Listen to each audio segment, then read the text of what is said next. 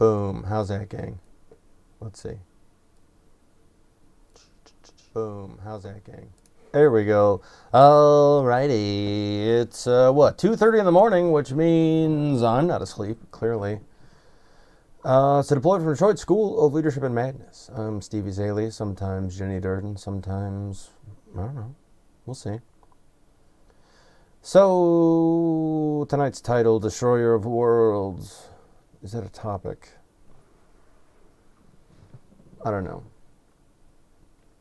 Like, I'm sure everybody, it's been an interesting balancing act trying not to lose your goddamn mind. There's a lot of really good reasons to just be like, I'm done. But, I mean, ultimately, that's boring to quit. I don't know if ultimately, like, oh. I was talking to one of my therapists, still doing that, because, still crazy. And I mentioned that one of the reasons I tend to do okay with my suffering is because it interests me. Anytime something happens, I find it kind of interesting. If anything happens, you could say I'm easily entertained. But that helps, because all of a sudden the world ends, and my first question is like, well, how the fuck is this going to come out? I could get upset and be like, oh no, my cats and dogs, but like, man, what are you going to do? Ultimately, I'm like, how is this going to shake out? Because that's the interesting part. But then there's that bit about feeling helpless in it. And it really is a matter of scaling things. If you're like, oh man, these kids keep shooting each other, and these neighbors keep shooting each other, and these Slavs keep shooting each other, and these cops, everybody's real shooty these days. And you're like, oh, how do I impact that? One, don't shoot people. Boom, there's one less case right there. Two, I don't know. I really don't know. I have some very serious hypotheses on some shit we could do right now as far as like adjusting curriculum, how you change the structure of schools. Like if there's any teachers out there who want to steal some ideas, go back to one-room schools and do it kind of squad-based. So any veterans who are teachers are like, oh, and immediately see what I'm talking about. But take all your kids and mix up their classes so that there's teams of 5 and each kid's in a different grade, and the oldest kid is like the little squad leader. And then, give them some appropriate training as we go so they're not dickheads. But then boom, you've already got a big brother, big sister to go to when there's bullies, when there's problems, when there's we've immediately put in some lateral leadership, we've taken pressure off the teacher. They can just go to their little squad leaders. All right, make sure your munchkins know what they got to do. Homework's coming in this day. Ba ba ba ba ba. It's there you go. I mean, that would do a lot for the emotional stability and well-being of a lot of people, because a lot of folks, they go through life feeling isolated, and then when they end up in part of a team, they function as an isolated creature on a team. Like they can't be, I'm isolated, now I'm on a team. They don't have the tools for being on a team. They don't have the tools for having their balls busted. And then knowing when it's too far and how to stand up for yourself and like, okay, now that one's bullying, dickhead. Because there is a little gentle ribbing that people have, because they want to see what your boundaries are. They want to see how quickly you're going to lose steam, because if an emergency happens, they want to know, oh, this one's going to freak out. That's the origin of that kind of behavior. But without supervision, without any kind of support, it just turns into chaos. But that's a thing you could do tomorrow. I mean, probably not tomorrow. You'd have to do something else. So like next week, you can get that done next week. But that's been what I've been trying to figure out. Like if you follow my Instagram, you'll see in the story section that I've been fumbling through ideas. Bad ones, good ones, wrong ones. To me, it doesn't really matter. It's Instagram. Who gives a shit? Anyone who takes that too seriously. But that's part of the experiment. Is what is kind of going back to some of the stuff I've been talking about with parody. How in order to do an effective parody, you need to have elements of the original in there. And so even though... So parody can never be full rebellion. Parody itself has to take on some of the original so that it can be identified as that thing in parody. Otherwise, there's no kind of value in it because nobody gets the joke. And so it's got me thinking about parody in supervision then. Running off track. What's the... Oh yeah, to the so looking at like the Instagram influencers and the traps they fall into. And then like the YouTube folks. This show is a parody of a YouTube channel. I mean, it is a YouTube channel, clearly, but it is also very clearly a parody of a YouTube channel. And a parody of a number of things, of training films and bad advice from the 90s and 80s. And it's a parody. It's Weird Al Yankovic, but, you know, I can't play the accordion. I'm stuck doing it like this, gang. But this is where my head goes. Because if you can't beat 'em, join 'em. Pussy. Pussy. That's just nonsense. And also, can we... I've clarified it a few times, but I've seen this still being misunderstood and miscommunicated to people. When you call someone a pussy, you're not calling them a vagina. And if you are, you're a fucking idiot. Saying that one. However, it comes from an older kind of slang when people called cats pussy cats. And it's because it's the furry thing in her lap.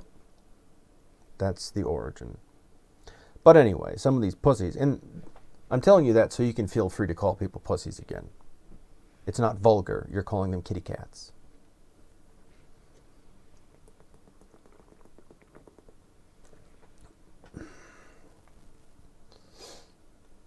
But that's ultimately not... So, okay. So here's where my brain debates things. I haven't smoked yet. Well, a little bit earlier, clearly. But, so we haven't split. So we'll stay on this. Of course I did that. All right, clicking it. The brain. There's an immediate response. We talked about it with Epictetus. I think Musashi had a bit. I think it's Musashi. Hopefully, who the fuck knows? I need to... Never mind. Anyway, there is this thought that something is coming at you. Epictetus talks about a jug, but we'll talk about an arrow. And let's say this arrow is coming at you, and you go, no! Sure, you've stopped the arrow, but now you have a fucking arrow in your hand. You could try to grab it, but that relies on you all of a sudden developing some new skill out of fucking nowhere. And then so let's move to a shield. Or let's... In the panic, you're like, ah! And so the trick is to either learn in that panic to pull out, so you can get to the, like, hey, I'm going to go grab a door to hide behind. Bye. Or learn to make your panic response getting the shield instead of this. And so the military does both of those. So some of their more intense training, like the kill room kind of stuff, is changing it so that your first response is the better response. But it's also, at the same time, making it so you're like, whatever, who gives a shit, and allowing you to just keep making clear thoughts. So, I'm trying to be aware of which of my thoughts are me just going, ah! And which of my thoughts are a little bit more graduated up the list. Which of them are better? Which of them are all the way from, the little shield to like, oh, I'm just inside now, and your arrows mean nothing. What's the better way to attack it? If I want to attack it, I'm attacking it this way. I've been doing this. I've been writing my congressman, and for how old am I? Well, okay, so at least more than 20 years then. So I've been writing Congress for more than 20 years. Not like every day, though. It's not like... But then, hey, let's identify that. If I thought that would work, shouldn't I then do that every day? But it means I don't think that works, or... I don't know. I've been doing this, I've been doing that, blah, blah, blah, blah. There's the old axiom that insanity is repeating the same mistakes over and over and expecting a different result. Yeah, that's pretty true. I suppose. I don't know if that's the best definition of insanity, but you're in the wheelhouse there. Or at a minimum, it's stupidity.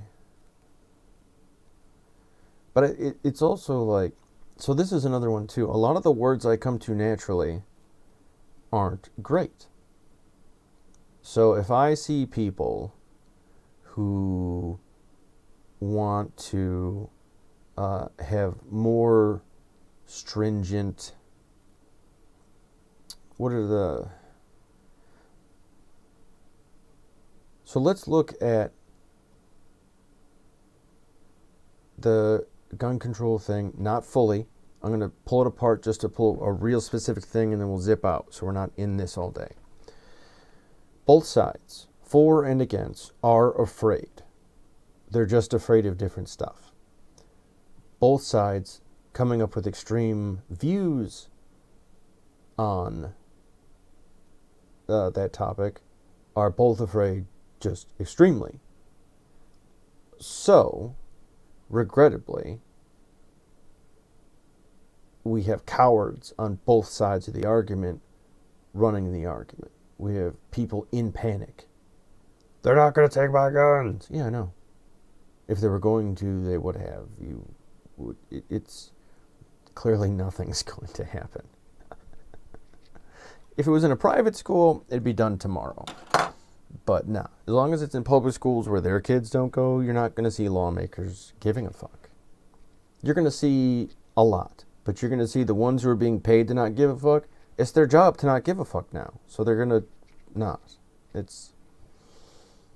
all of our suffering is being funded by someone. Someone has a vested interest in us being uncomfortable, unfed, unhealthy. Because then otherwise, if we were happy and cozy, we wouldn't need to buy all their weird shit. Which is bananas, because, like, we have other needs. These fucking idiots are like, wow, we have to keep this going, because, like, I was thinking about that earlier today, just how much of my life, the more miserable portions, are really there to make some other lazy fuck's life easier.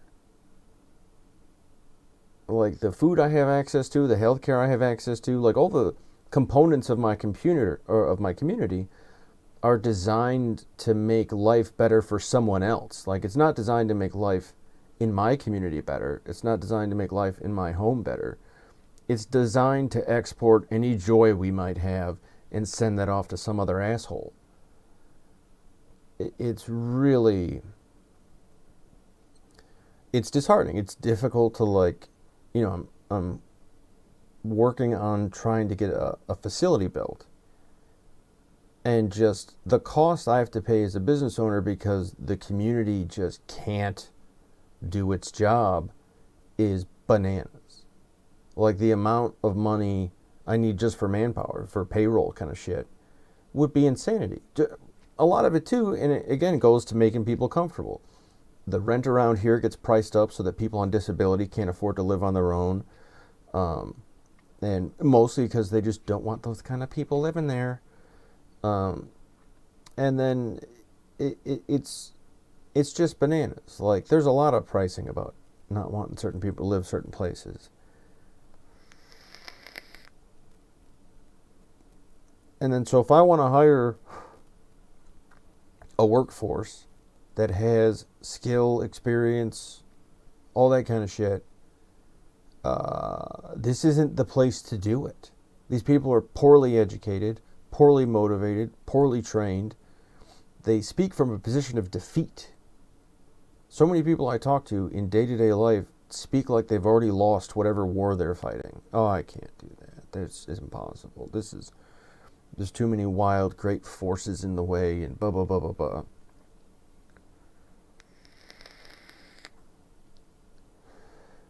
And it's funny, too, because the older people like to shit on the kids. These kids are lazy, and this, that, and the other thing. Blah, blah, blah, blah, blah.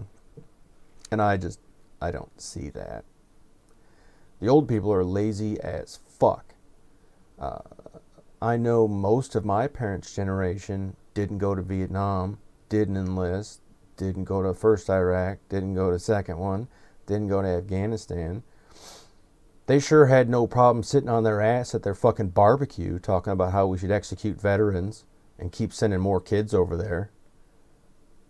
They're lazy here. They're lazy. They're disappointing, really. But how do we get through to thick-headed fucking people like that? They brag about how stupid they are. They brag about how lazy they are. They brag about what kind of hoarders they are. Look at this, I have that.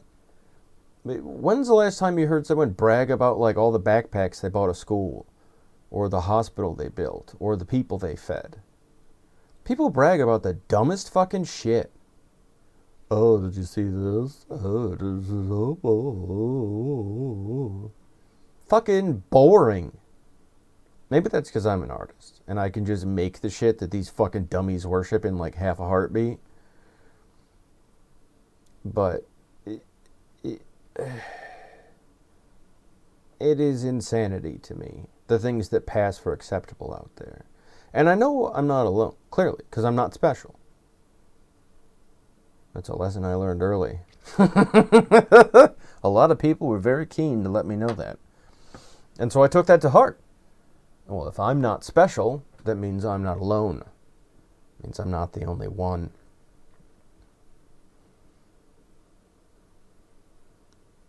Sometimes it's good to not be special. It means I have a built-in army.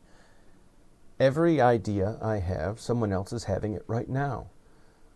Maybe at a different point in history or something. Me and Plato at the same time.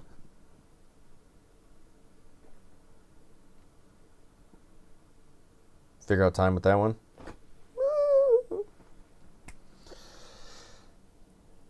But I think that's you need to have the better version of this, the more effective version of this for you. Because the world is just going to keep getting fucking crazier. You have a number of people who are losing power because everyone else is realizing that they never had it in the first place. And so they're wielding this, they're fighting and firing and doing their horse shit and pretending they're in charge of things, and I'm in charge of the Bible and I'm in charge of the bill. They don't know shit. They don't know shit. And so, yeah, there's the first end of, don't engage with them. I shouldn't say don't ignore them, because clearly, keep an eye out. But if you don't have to engage, don't. Because we're moving on to strategy. This is about expenditure of energy at this point. You have to put your focus towards other shit. And so you can't be staring at these folks all day, whoever these folks might be in your scenario. And you have to be staring at yourself and figuring out, okay, what is it that I can do? Whatever the big worldwide thing is, you can do something about it. Whether or not you fix it, who knows? Probably not. I don't know that any of us will ever solve the world's problems. Because ultimately we'll fix them and then we'll find new ones. We'll save the ozone layer and then find out we've killed some species of ant that does this or does that, or there's always some weird thing. The road to hell is paved with good intentions. Doesn't mean you should have bad intentions. It just means you should know that shit gets weird after a minute. And you gotta regroup and reset. And so you gotta... I guess here's the... In that disengagement, you want to disengage from their world and their rules. A lot of us get caught up. They start arguing with it, in their fucking make-believe nonsense. And we get caught up in it because a lot of us were raised in it too, and we understand those rules, and we have a built-in language for that. But you have to remember that they're just making it up. All of us woke up a couple of years ago. None of us, any of us who says they have ancient knowledge is a fucking moron. Not one of us can have ancient knowledge. Everything we all picked up, we picked up a little bit ago. That's what that is. None of us were around back then. So none of us have access to that lineage. All we have access to is the scraps. All we have access to is, what is it now? What is this now in this daylight?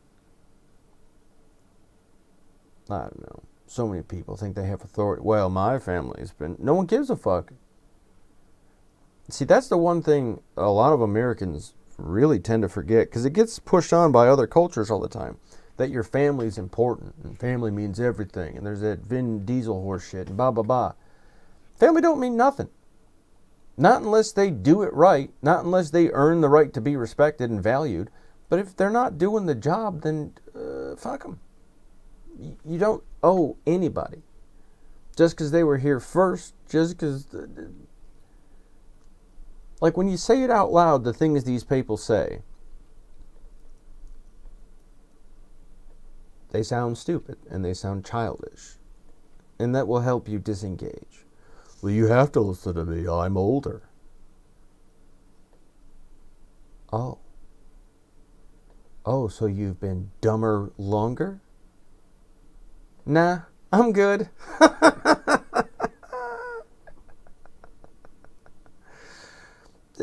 You have to respect me. Then behave in a manner that would garner some kind of respect. I don't have to do a goddamn thing, even with a knife to my fucking throat. Same with you.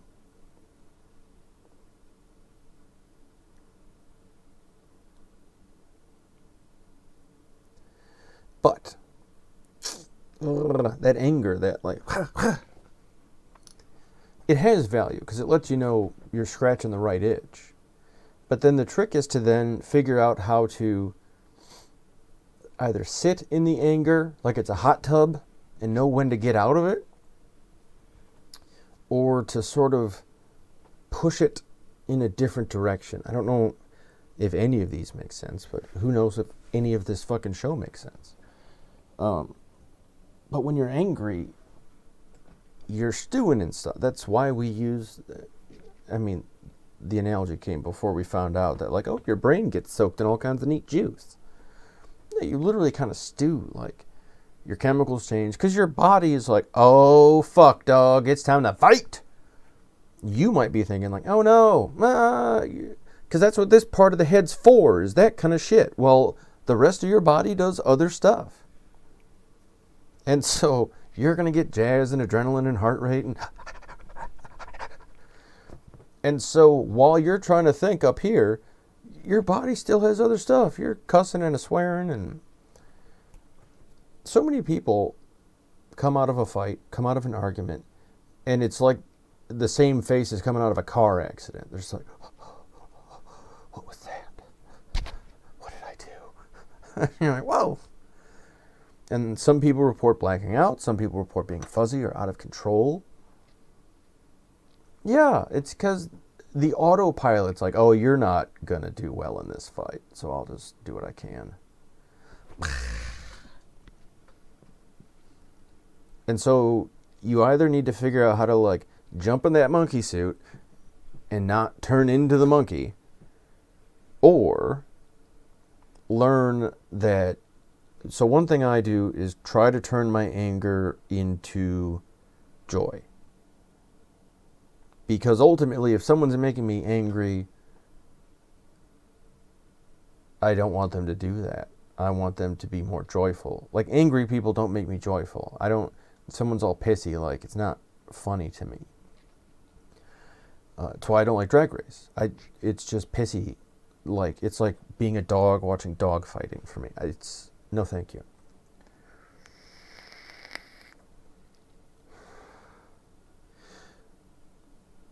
Zipping back, losing thought. Not yet.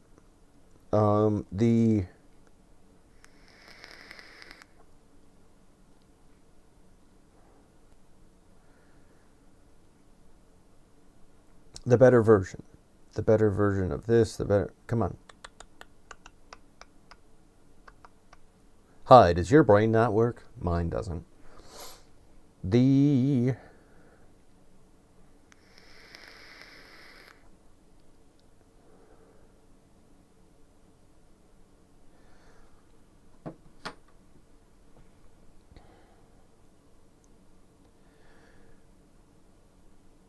Every person is an ape trying to be human. So every time you encounter a person, you're going to encounter a primate doing their best, in most cases, to either be or stay human. And a lot of people have great fears of those moments of when they feel less than human. And I think that's much of why religions focus on hating the natural world. Or at least a lot of the current religions, like Christianity and Islam and Judaism. They tend to hate the natural world. They tend to hate nature. And to me, that's like hating God. That blows my mind. That they bitch about God's creation. Oh, dear God, how could you make these queers and fags and blah, blah, blah. Oh, God, how could you make these hurricanes and tornadoes? And oh, God, how could you make this and how could you make... Because they fucking felt like it. If they actually believed in God, they wouldn't have the fucking balls to ask that question. But again, that's, some of these dummies. They're not thinking right.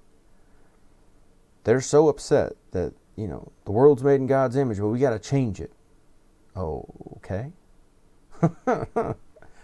The Bible's infallible, but this version's from the 80s. Interesting. There is this tendency for people, and I think this is where some of it comes into. So there's this misunderstanding for some of like what qualifies them as human, or maybe they're sort of immature in a sense of they're like, this counts. Because like one of the reasons I didn't like Trump is because I think he's a bitch. I think he's a pussy. He's very me, up his own ass, da-da-da, I did this, I'm great, I'm wonderful, blah, blah, blah. Those are all things people who don't believe that say because they're trying to like get people in the room to say a thing to make them feel good about themselves. It's like when someone's like, do you think I'm fat? You're like, no, you're beautiful. That's Trump's whole presidency. He was like, do I look fat in these? And I'm like, how is this? But he thought that if like he became president, he would bestow some kind of magic powers that would just make people go, oh, I get it. You are the man, bud. He just thought the rest of his life was going to be slow claps. And I'm like, what? You fucking idiot. But like that's in like his worst policies, even his best policies, which I can't think of any, but all his moves were trying to impress who was ever in the room at the moment. That's the wild part. Like that, it was just like, holy shit, dude. What kind of a weak-willed fuckwit. But then, you see the people who picked him, and you're like, oh, I get it. Never mind. Because they would like, ultimately then, and this is that laziness, that cowardice. They're afraid to engage the world. They want to be done. They want to, I don't have to work on anything. I don't have to improve. I don't have to lose weight. I don't have to change my diet. I'm going to eat hamburgers and french fries and milkshakes till the day I die next week of diabetes. That is their goal. and it's laziness. So, I mean, there's a few interesting bits there. Ultimately, because they're lazy.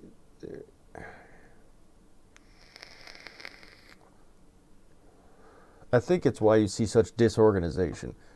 Because if the motivation is to not do a thing, then clearly it's going to be hard to get action going. And then so I think that's why, too, they use such bananas just propaganda to get people going, because they can't motivate them for the actual cause. And so they have to make up these like ancillary causes. And they're like, oh, there's vampires eating kids. And because like somebody will get off the couch for something eventually. Like that's the whole, like, there's a number of people who could tell you exactly how that all shook out. Me, couple special ed teachers, like, it ain't hard to manipulate dummies.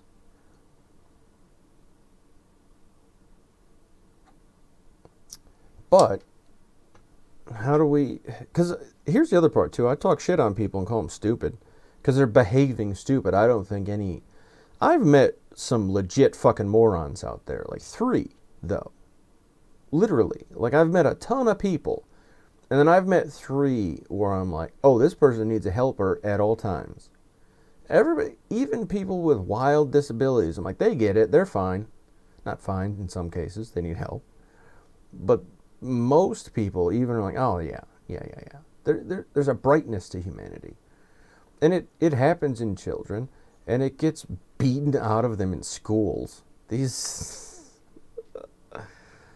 schools are such a problem. I mean,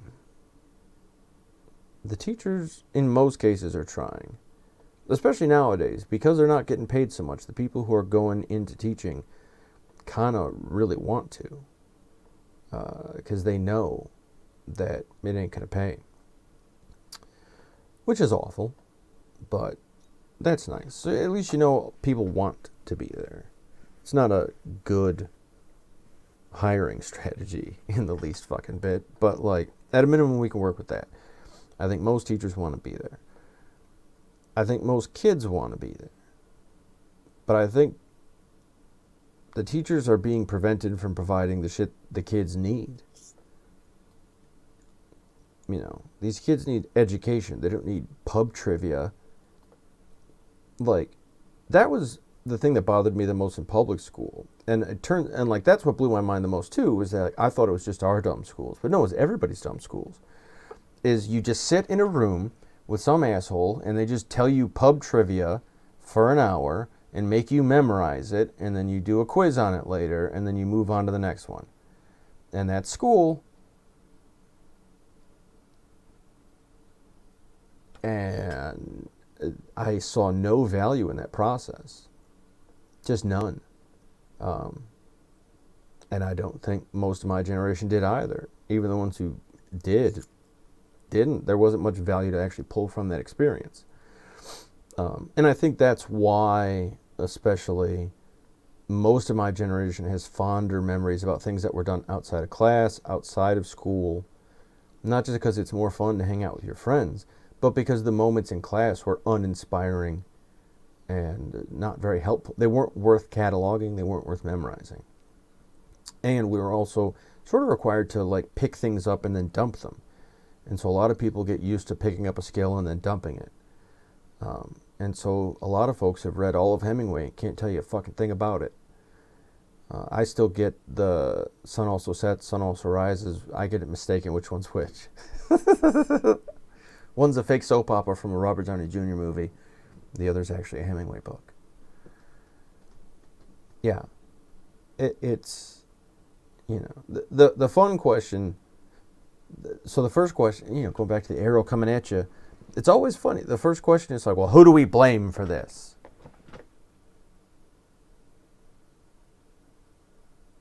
What? Not like that's a dumb question because it's obvious. That's a dumb question because who gives a shit? Moving on. The event is over. Who do we blame for this? Well, they need to be punished. Okay. Then what, fuckstick? There's no real answers.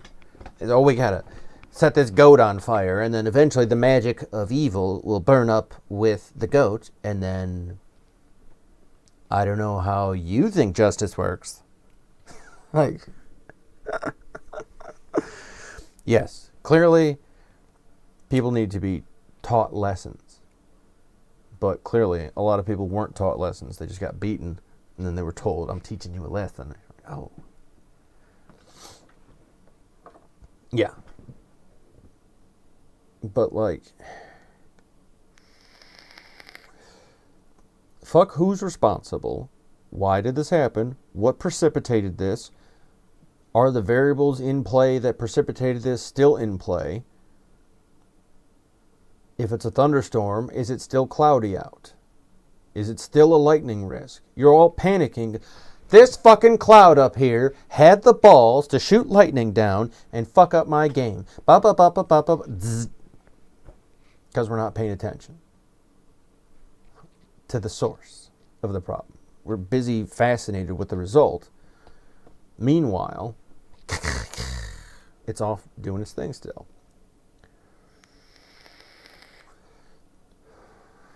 So there's a number, we have that episode of Why Kids Kill.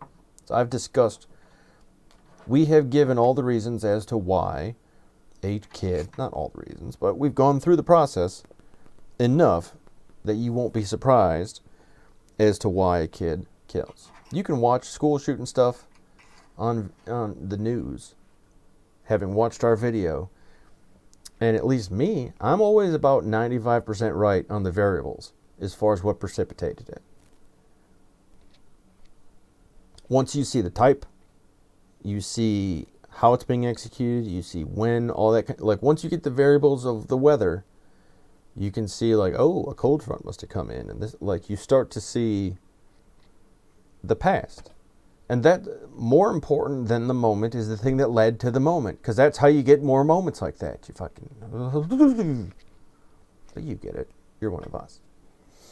But you can see then, back to that, like, how's the better approach? What the fuck?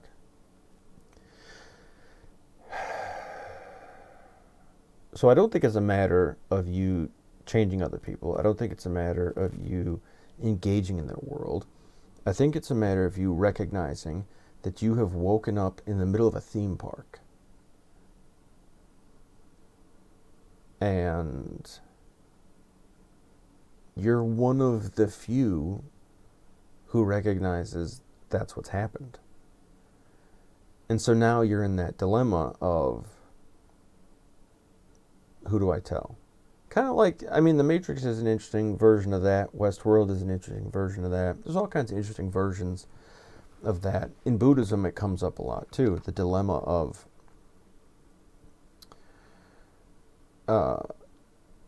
you never want to force enlightenment on somebody, because that can sometimes be worse.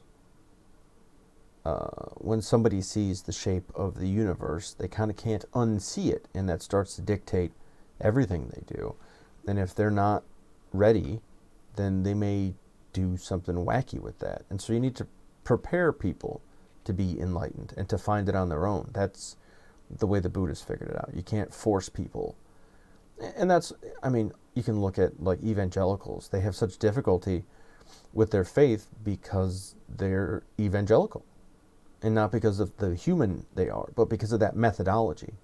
That methodology is standing up there and hollering and being just a hint uninviting, but real inviting to like fringe types.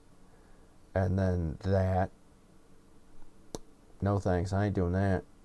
If you look even kind of weird, that's why there's all kinds of different schools of Buddhism.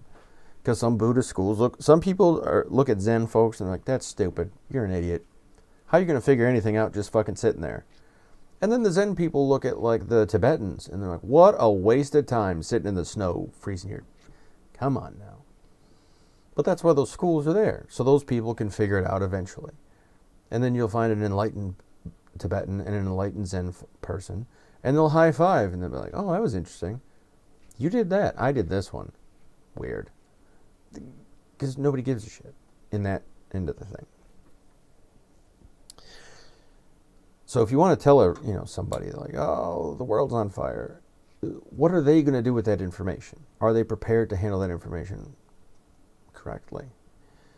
So, if that doesn't sound like fun to you, if you don't think your life's work should be running around and like, okay, you're good, I should, then you find another path. You have to, unfortunately, in this world, build a world for yourself. Because no one's going to do it for you. And even if they do, they kind of can't. They only see the parts of you that they use. And that's not to say it's a bad thing, but they don't have access to your thoughts. They don't have access to your dreams. They don't have access to your fears. All they have access to is the things you give them, the things they can pick up, and the things they imagine about you. And so even if someone does build you a world, I'm sure it'll be beautiful, but it will always be missing something. And so you have to build that world for yourself. And then you also don't want to be out there lonely and things. And then, so that's where you have to start to learn that new skill of learning how to build a world for yourself. And also how to have that world be other people's worlds too. Sharing. But how does your dream function as someone else's dream? How does, and it doesn't have to, you don't have to change things. And I'm thinking out loud here, folks. But again, you remember, we're not special. So that means someone else has these thoughts, dreams, desires, what have you. And maybe we're on this time scale, and some of us have this idea a week ago, some of us get it in 2 years.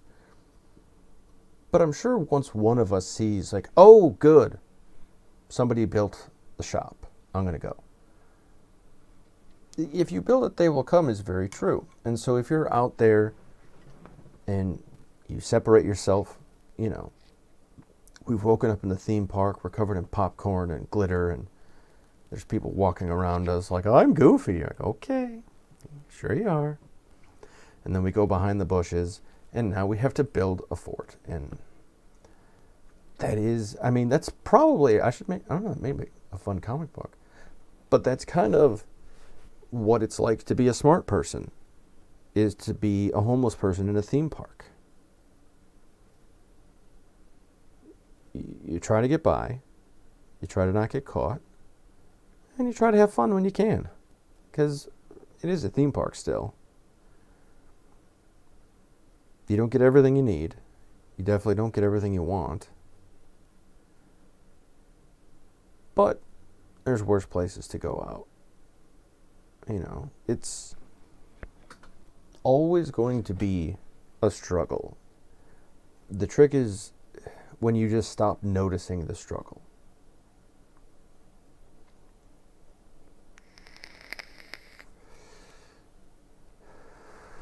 Yeah. Hey, in the chats there, it's General Balzac. Yeah, man. It's... I don't want to beat a dead horse, because that would be messy. This is my dilemma. And it's not my dilemma. That's the nice part, is that this is a pretty human dilemma. Most of us are like, oh, fuck. And most of us have those responses. If you see something, we're like, oh, this needs to be fixed, this needs to be changed. You're either going to try or you're going to ignore it, because that's what humans, like, it's what we do. And it's not a moral dig, it's just how our heads function. Humans will do what people are very predictable. Even when they're unpredictable, you can kind of go like, all right.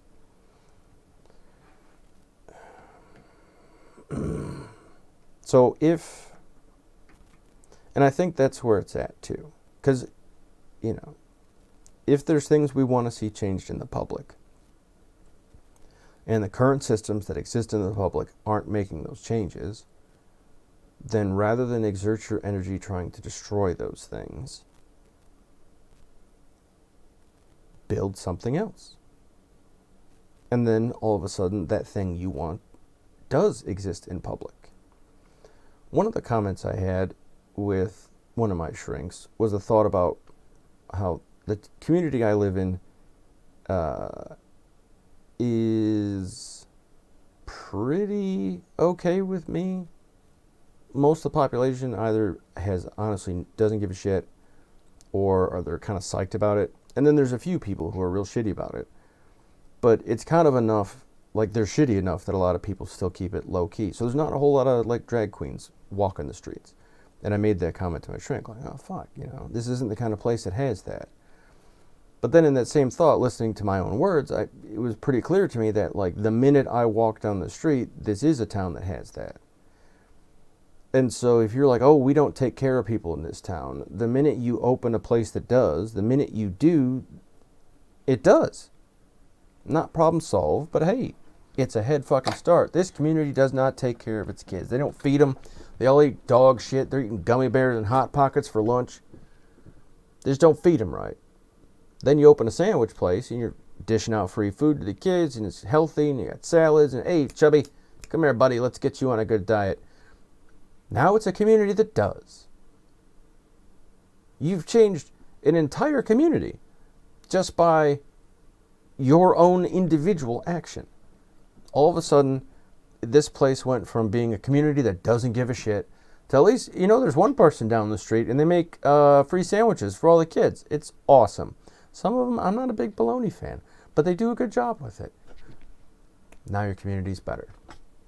Because you decided that it just should be. That's kind of my goal. So if you want to destroy these worlds where all this suffering exists, you do that by building bigger worlds. Because these other worlds that we hate feed on human bodies. They need people. They need asses and seats to function. All these rallies and riots and fun runs. I like fun runs least of all. Any big group of people needs people. So, if you provide a service that can pull those people away from it,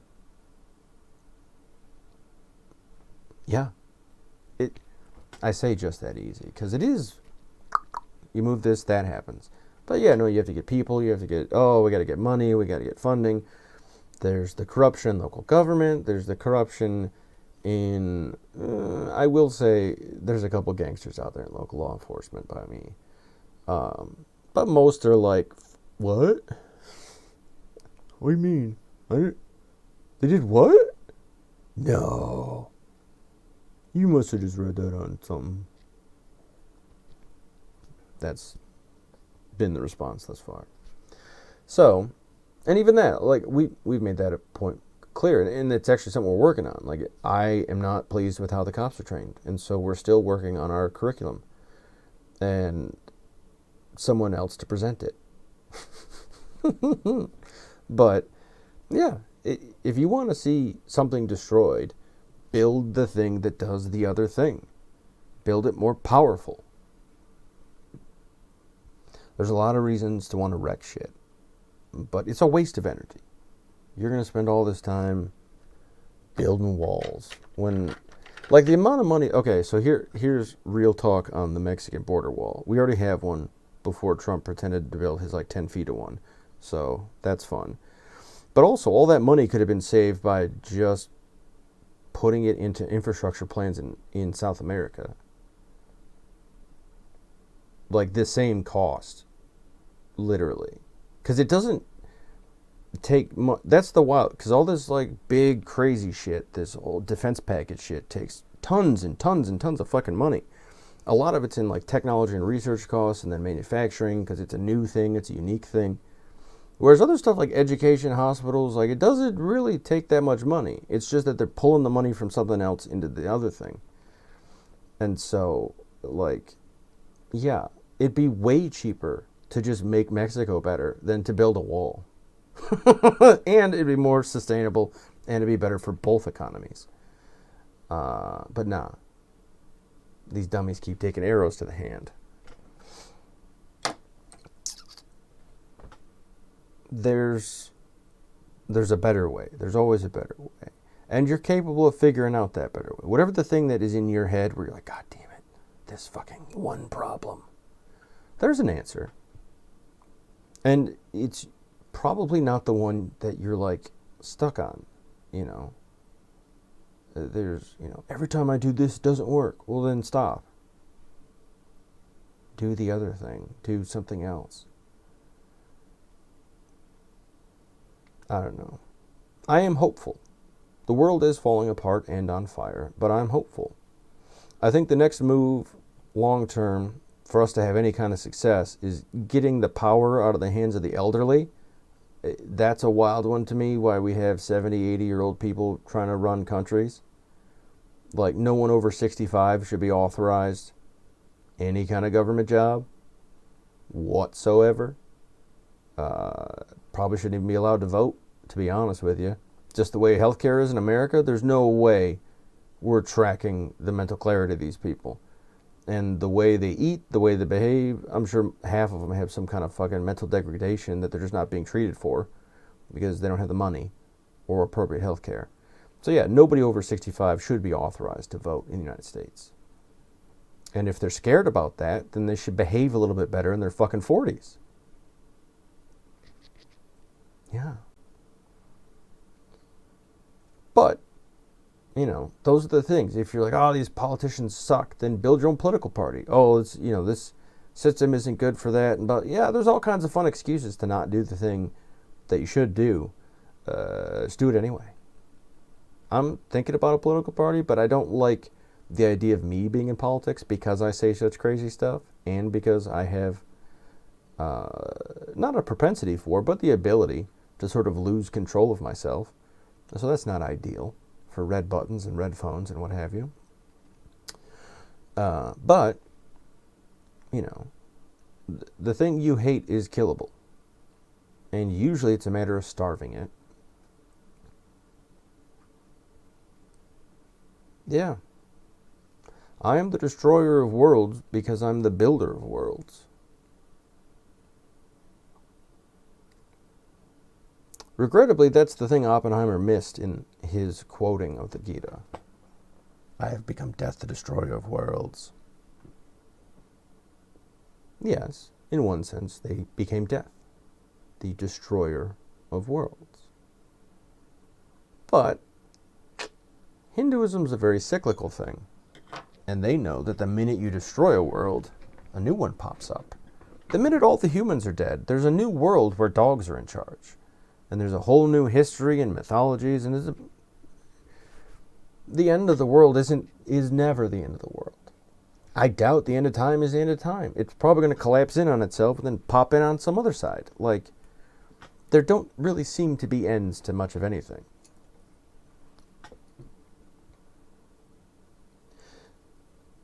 But if you destroy this world, a new one will come. And you can go ahead and just build the new one. And that will destroy the old one. People will be born into the new one. People will be all over the place. You know, like, my brain stopped working for a sec. Okay, gang. How long have I been at it today? Let's check the time. About an hour. Okay. I don't know. I didn't really have too much pressing. I didn't have goals for this. I didn't have a plan. So, what I think I'll do, though, is close it up. What's this Discord stuff? And then, but to close, I'll see if anybody in my head wants to come out. So, if you'll excuse me, I'm going to play a quick song and get a little high. And we'll see who comes to party. Do. Stand by.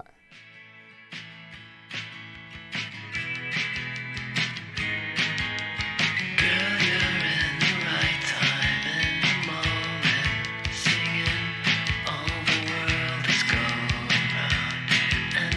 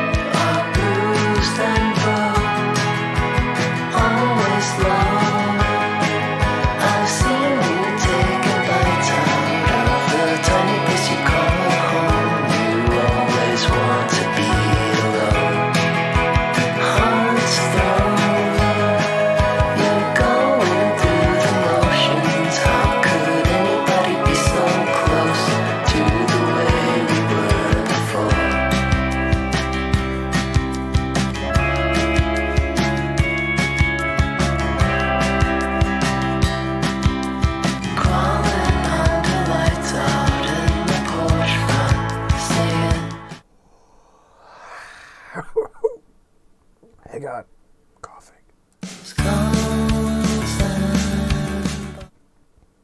Hi.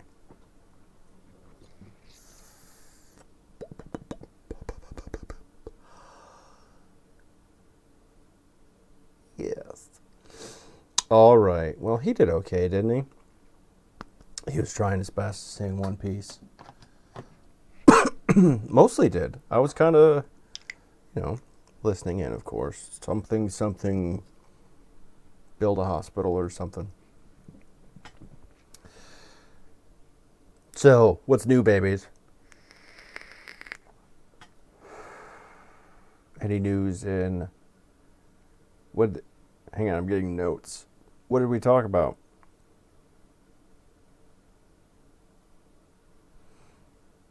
Oh, okay. So we talked about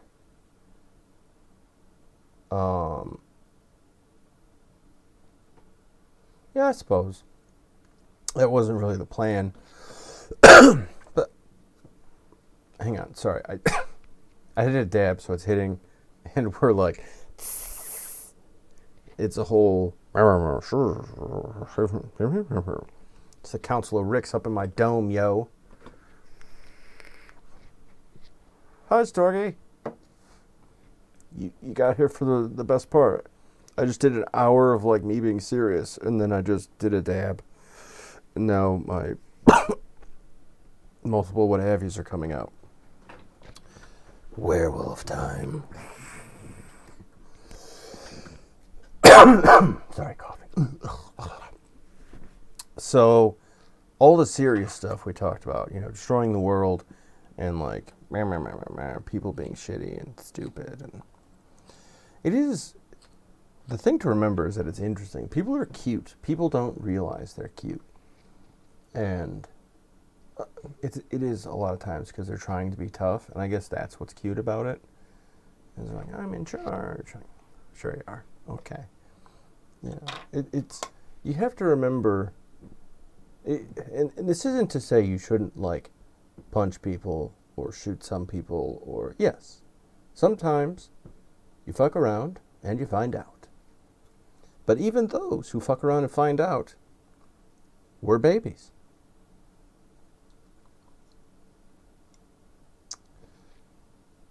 Streamlabs.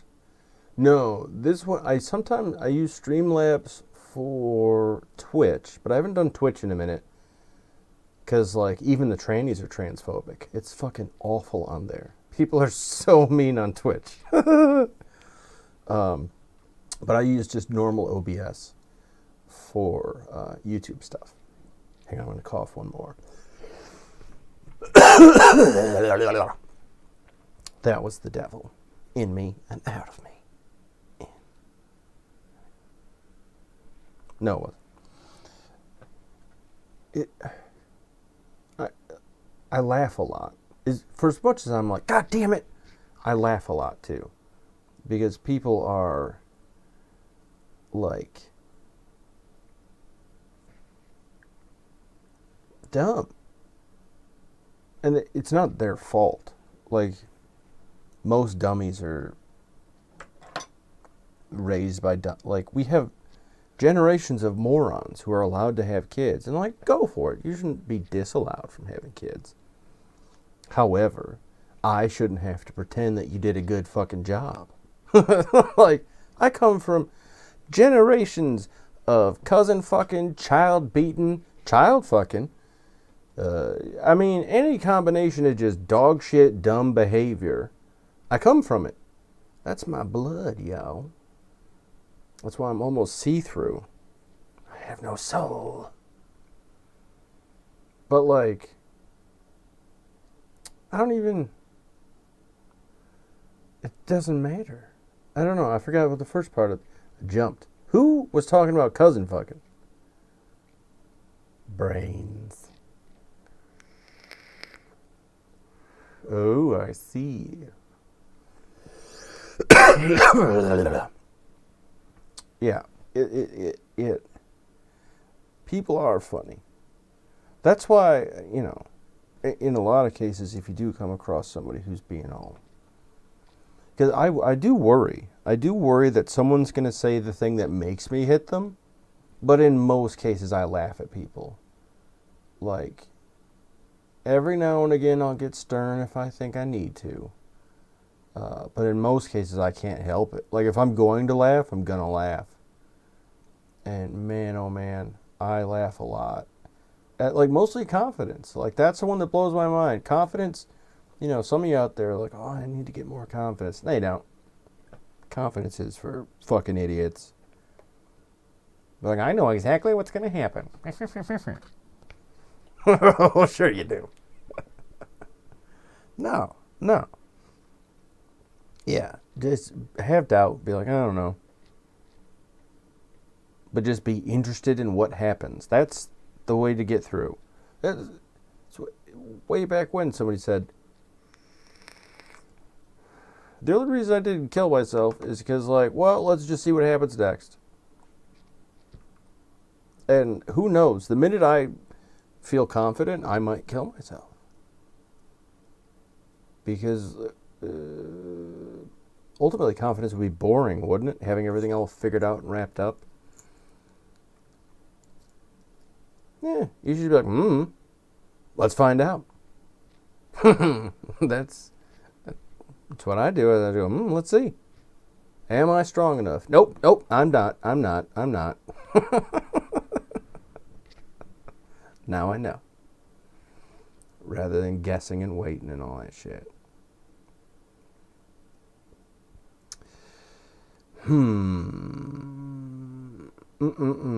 In, let's see, the mental health catch-up game. So regrettably, we still think we have the DID. At first, like 2 years ago, like, hopefully this is a delusion and it's drugs and I'm just crazy. But yeah, no, it's still kicking in, but it's a little bit more of a team effort than individual states. But then recently too, it's also been a lot of fugue states where I've been like losing hours in the day and then having just weird periods where somebody's driving, like I just black out and do other stuff for a while. And then, but now I know that's what it is, so it's like, ugh. It's more of like a frustration than what the fuck just happened? Like, now that question's answered, it's like, oh, damn it. I wanted to go to fucking McDonald's. But now we're doing this, apparently. Cool.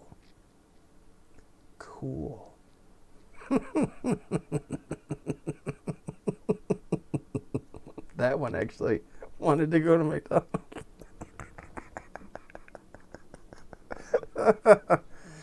I've been secretly hungry this whole time. My stomach actually hurts. Oh, it does. Gross. Yeah, so being crazy is still crazy. But we're learning to enjoy it the best we can. It definitely makes dating weird. I don't know if you lead with multiple personalities. It's, you don't want to hide it. But it's also not like the more... Interestingly enough, it's not the most interesting thing about me. So, like, it's one of those, like, yeah. Don't worry about it. It's in there, too. And it's just, whatever. So, at least it's kind of there with me. But I have a dialogue, like, I have the vocabulary for it that works for me. And now I'm kind of at the part where I'm trying to get that dialogue clarified, like get back in front of a therapist just to make sure the language I'm using is correct. Because I'll use the wrong word if it sounds close enough. Like, I just need to keep talking about it. And so I just need to make sure that the language I've developed is actually right, or that some of the words I'm using don't mean something else. Like, I was talking about putting webhooks on a website with a buddy of mine. And he's like, what do you think that means? I'm like a hook where you can hang up the internet. And he's like, no, that's not what that is. He's like, I kind of see why you would think that. But I was like, So, yeah, that's I do worry about that when I talk about mental health in any case. But with the DID one, it's interesting because there are for sure people who fake it. There are for sure people who are mistaken. There are for sure people who have it. And I don't know which one of those. I don't think I'm faking it because I know I don't have that kind of consistency. That was one of the clues to me right there, that it wasn't some kind of like subconscious, like, I don't know. I was curious if I was able to lie to myself or something.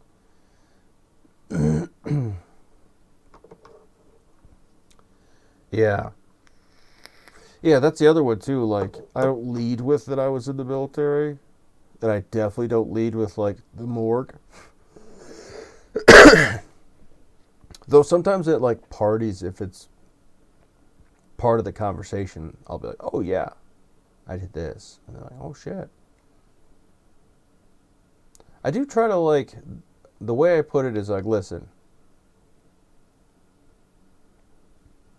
how have I put it recently? I'm trying to think if I have any exact language that's useful. Not really. Like, just kind of the way it sort of boilerplates down is like, I'm mostly fun. I'm problematically loyal. I'm very nice. But sometimes I scream in my sleep and I get angrier than I should, or I get more scared than I should. And don't worry about it.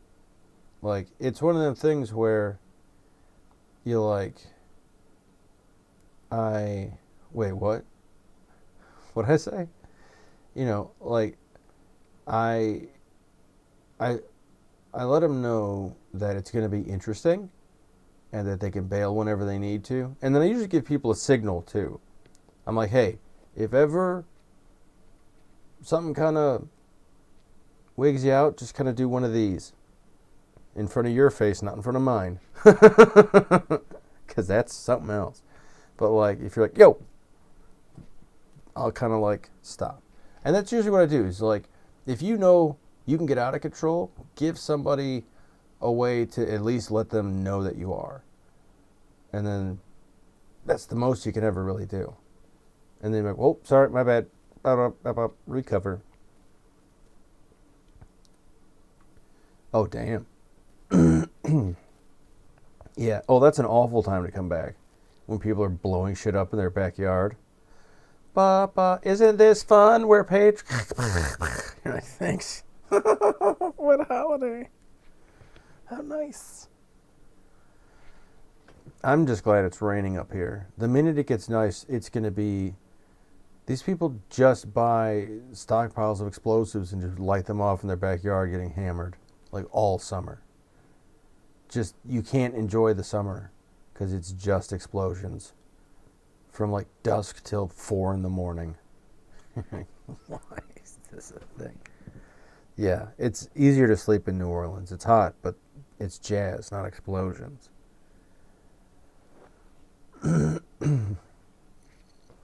Yeah. Yeah. It's, you know, I don't know. It's crazy. I haven't tried dating. I'm thinking about it recently. I don't know. I'm not like looking per se, but I'm like, am I ready for that? And that's one of the weird things. It's like, all right, how do I explain? But I think the best way to do it would just be like this. Like, listen, come hang out. I'm going to smoke pot, and you're going to see me get about as crazy as I get. And then we can also watch Rick and Morty. And then, you know, that's probably a pretty good first date, too. So there you go. And then if they're not into that, then I already know a couple things I know about them that I don't like. So, bada bing. Yeah, dude. Yeah, people are... It's a lot. It's a lot to date crazy people. But here's the funny part. Everybody's crazy. Most people out there are fucking nuts. Delusional. Just living in weird little panics. Like, Did you hear about this? Oh no. I do it too. I live in the soup. I can feel the temperature. It's...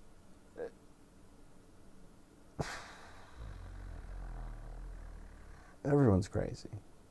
It's crazy to me how many people have stories of being raped.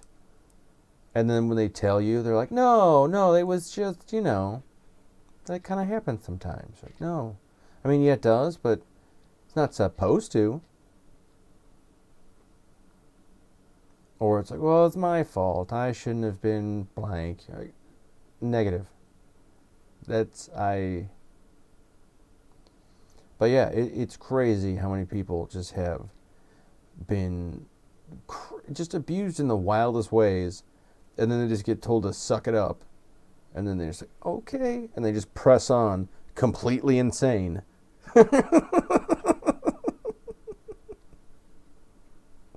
And just in denial of all their fucking problems. That's the funnier part of being a crazy person who gets better at it, is when you start dating sane people and you're like, Jesus, you're a nut. Someone's like, I don't have any problems. You're like, oh, that's a weird look to have in your eye.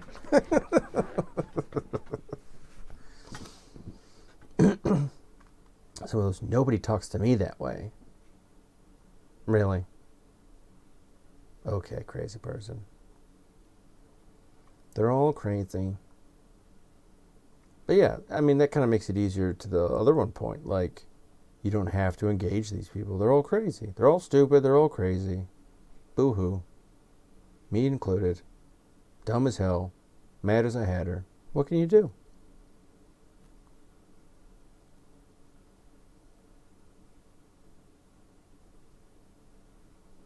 It should be a relief, though. Like, it shouldn't be too worrying. They're like, oh my God, our government's run by retarded people. Like, yeah, every government is.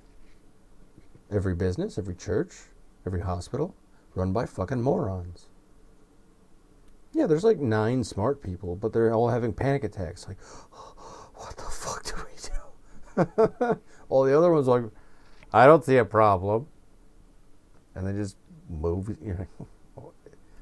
Yeah. Yeah. But that's why I laugh. Because it is ultimately funny. Because it's not what you're... Like, comedy comes out of being surprised by a thing. And, like, stupidity shouldn't surprise me. But, like, it does still. Like, when I see, like, a dumb doctor.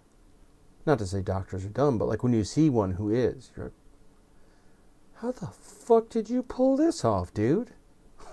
What? Or you see, like, just any of that kind of, like, weird... I'm just surprised by it. And so it's, it's interesting. It's worth sticking around. It's worth laughing at it.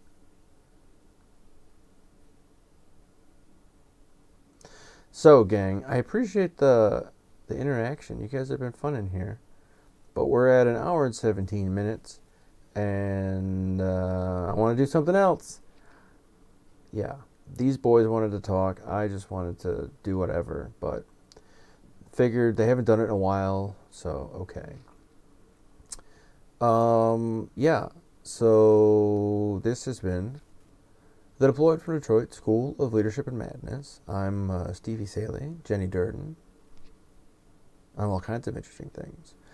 We are legion. We are pretty. We are crazy. Don't take any advice that you don't think you should take. If I've said a thing and you're like, well, they said to, that's not good enough. I'm only saying all this crazy shit so that it makes sense to me. And then if at any point it makes sense to you, well, fucking A. So, I love you, gang. You boys, have yourself a good evening. And I'm going to do something else.